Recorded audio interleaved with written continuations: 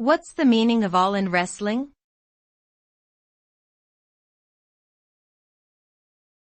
All-in wrestling.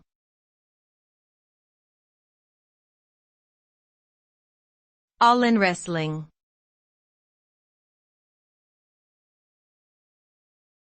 All-in wrestling.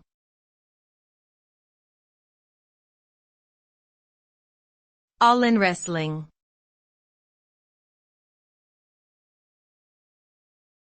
All-in wrestling.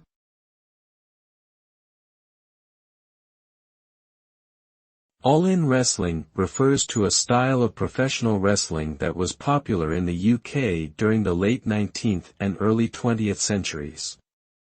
In this style, matches would continue until one wrestler was unable to continue or was disqualified.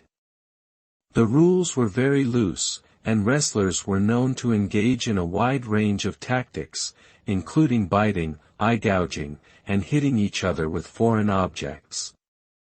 The result of an all-in match was often unpredictable, with both skill and luck playing a role in determining the winner.